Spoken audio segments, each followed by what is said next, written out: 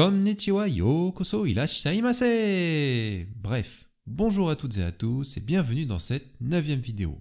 Quand vous voyez ce château, qu'est-ce que vous vous dites? Ah bah c'est Himeji évidemment, oui c'est un trésor national car il est en bois et d'origine, il est aussi inscrit à l'UNESCO et il est très joli.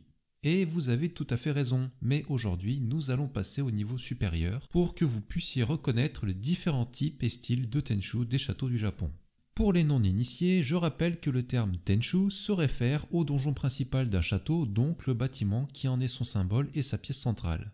De même, Yagola se réfère à une tourette présente dans l'enceinte du château. En tout et pour tout, on distingue globalement 5 types de Tenchu et aussi 2 styles différents.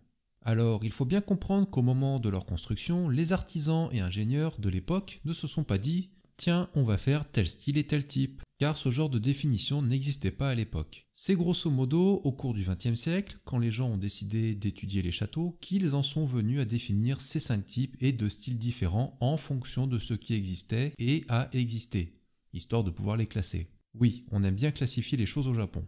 Commençons par les 5 types de Tenchu avec en premier celui que l'on nomme Doku Ritsushiki.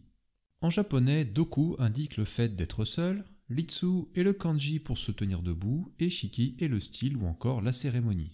Donc on comprend facilement que l'on parle ici d'un Tenchu qui se tient debout tout seul. Encore heureux, j'ai envie de dire, manquerait plus qu'il ait des béquilles. Mais surtout, cela indique qu'aucun autre bâtiment n'y est connecté. Les plus connus sont les Tenchu des châteaux de Osaka et de Hikone. Certains de ces Tenchu ont été construits ainsi dans l'idée de réduire le risque d'incendie qui pourrait se déclarer dans une partie connexe et donc se propager facilement au Tenchu qui est le bâtiment symbole et principal du château, et aussi le plus cher à refaire au passage. Pour ce genre Doku Ritsushiki, on peut d'ailleurs définir une sous-catégorie qui sont les Tenchu en forme de tour de 3 étages que l'on nomme Go-Sangai Yagola. Go est un préfixe honorifique, Sangai signifie 3 étages, même si c'est 2 plus le rez-de-chaussée en France, et Yagola est la tourette. On retrouve cela au château de Maruoka dans la préfecture de Fukui, celui de Hirosaki dans la préfecture de Hirosaki ou encore celui de Marugame dans la préfecture de Kagawa. Le second type est celui que l'on nomme Fukugo Shiki. Fuku possède l'idée d'une chose en plus, d'un ajout, et Go le fait d'aller ensemble, et Shiki, toujours le style. Donc on parle ici d'un Tenchu auquel on a ajouté une partie supplémentaire. Concrètement, il s'agit des Tenchu composés d'une tour principale comme précédemment, mais à laquelle est directement collé un autre bâtiment comme indiqué sur ce schéma. On voit très bien cela au château de Matsue et d'Okayama où cette partie prend la fonction d'une entrée, et aussi à celui d'Inuyama où cela constitue une petite extension du château sur sa gauche. Pour le troisième type, nommé Renketsushiki, on reste dans l'idée d'une tour principale à laquelle on associe un autre bâtiment, mais cette fois-ci non pas collé directement, mais relié. Ce bâtiment est la plupart du temps un Kotenchu, donc une tourette assez grande pour être considérée comme un petit Tenchu. Dans Renketsushiki, Ren indique l'idée de qui vient avec, et Ketsu est le lien ou encore la liaison. Ce type n'est pas très courant, mais le château de Nagoya en est un très bon exemple. Le Tenchu est relié à son Kotenchu par un passage extérieur. On retrouve également cela au château de Kumamoto où l'on voit très bien la connexion entre le Tenchu d'un côté et le Kotenchu de l'autre. Maintenant, le quatrième type est un mélange des 2 types précédents que l'on nomme donc Fukugo Renketsushiki. Vachement original du coup, mais un petit peu long. Donc un mélange avec une tourette Yagola juxtaposée et un Kotenchu relié. Au final, cela donne une structure en forme de L. L'exemple le plus connu est le château de Matsumoto avec sa tour principale juxtaposée à sa tourette Tatsumi, elle-même juxtaposée à la tourette Tsukimi. Et de l'autre côté, nous avons son petit Tenchu, le Kotenchu Inui, qui est relié par une Watari Yagola, donc une Yagola traversante de connexion. Et pour finir, nous avons le type Renritsushiki, qui est une forme avec le Tenchu relié à 3 autres tourettes pour former un carré fermé. Logique. Donc en fait comme une cour intérieure. Comme indiqué précédemment, Ren indique l'idée de qui vient avec et Ritsu est le kanji pour se tenir debout. Les 3 exemples les plus connus sont les châteaux de Himeji évidemment, aussi Iyo Matsuyama dans la préfecture de Ehime et aussi Wakayama dans la préfecture de Wakayama. On notera que les 3 tourettes qui constituent les coins du carré, en plus du Tenchu, peuvent être soit des Kotenchu, soit des Yagola. D'ailleurs, ce n'est pas toujours évident de savoir si une tourette est considérée comme une simple tourette, donc une Yagola, ou comme un petit Tenchu.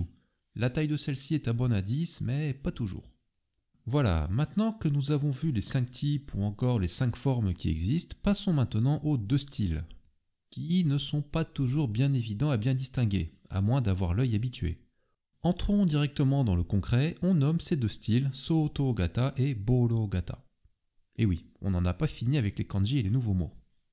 Dans Soto-gata, on retrouve les kanji So, qui est l'idée d'ajouter ou d'empiler, To qui est tout simplement la tour, et Gata qui est le groupe ou encore la catégorie. On parle donc ici d'un style de Tenchu en forme de tour dont on a simplement empilé les étages quasi identiques et dont la surface se réduit avec la hauteur. Oui, sinon ça ne serait pas super stable. Je rappelle que ça bouge pas mal au Japon parfois. Aussi, ce style implique que le bâtiment est fait d'une unique structure soutenue par des piliers qui supportent l'ensemble de haut en bas. On retrouve cette forme pour tous les Tenchu en forme de tour de 3 étages, mais sinon un bon exemple est le château d'Aizu Wakamatsu, où l'on voit bien la répétition des étages quasi identiques. Pareil pour le château de Matsumoto, où l'on voit bien cette forme de tour. Deuxième style maintenant, le Boro-gata. Bo indique le fait d'observer au loin, Ro se réfère à un bâtiment d'observation de 1 à 3 étages construit en hauteur, oui je sais c'est vachement précis, et Gata, toujours la catégorie. Donc on parle ici d'une construction sur laquelle on a ajouté sur un toit un bâtiment supplémentaire qui sert pour observer au loin. Ce style de Tenchu est fait de 2 bâtiments distincts empilés avec des piliers indépendants. L'exemple le plus facile à identifier et toujours existant est le château d'Inuyama, mais on le voit aussi très bien sur celui de Matsue également. La partie basse est un empilement de 2 étages identiques sur lequel on a ajouté un autre bâtiment dans un style bien distinct. On voit aussi cela très bien avec le fameux château d'Azuchi. Bon, j'ai l'impression d'en parler dans toutes mes vidéos celui-là. On notera que l'on a tendance à retrouver le style Boro-gata sur les premiers Tenchu dans l'histoire des châteaux et le style Soto-gata sur les Tenchu les plus récents, notamment après la bataille de Sekigahara en 1600.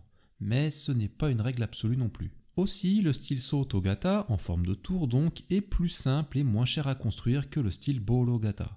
Ça se comprend facilement, construire un bâtiment d'un seul bloc avec des étages identiques est beaucoup plus simple à réaliser qu'un empilement de 2 bâtiments distincts. Aussi, il existe quelques cas où ce n'est pas toujours facile d'identifier le style, et pas de bol, ça tombe notamment sur le plus connu d'entre eux. Par exemple, le Tenchu de Nagoya est de style Soto-gata, donc en forme de tour. Bon, celui-là, on le voit assez facilement, ça va. Mais celui de Himeji est de style Boro-gata, donc avec un bâtiment ajouté sur son toit. Et là, vous allez me dire, c'est sympa tes explications, mais les Tenchu de Nagoya et Himeji ont vraiment l'air d'être du même style, non?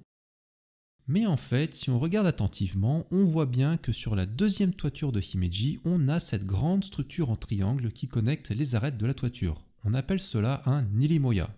Bon, je vous passe les kanji pour celui-là. En fait, c'est typique du style Boro-gata et indique le toit final du bâtiment. On le retrouve d'ailleurs aussi au sommet du château du coup. Sur celui de Nagoya, on retrouve également ces mêmes structures en triangle, mais aucune ne se connecte aux arêtes de la toiture. Elles sont plus petites et sont juste posées sur le toit. On nomme cela la forme Chidori et n'indique pas la toiture finale du bâtiment. C'est plutôt un élément de décoration. Donc avoir un gros irimoya qui connecte des arêtes de la toiture indique le style Boro-gata et ne pas en avoir indique le style Soto-gata en forme de tour donc. Mais pour résumer simplement 90% des cas, on peut dire que le château d'Azuchi est de style Boro-gata et celui de Shimabara par exemple est de style Soto-gata. Là, la différence est vraiment évidente.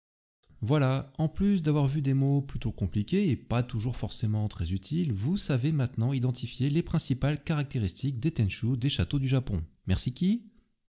Bon, après, je ne sais pas si ça pourra vous servir pendant un entretien d'embauche, mais peut-être lors de votre prochain voyage au Japon, qui sait. Après tout, pouvoir dire à ses amis « Oui, le château de Himeji, en plus d'être en bois et très joli, est aussi de type Renritsushiki et de style Boro-gata. » Ça le fait, non? Bon, à vos risques et périls.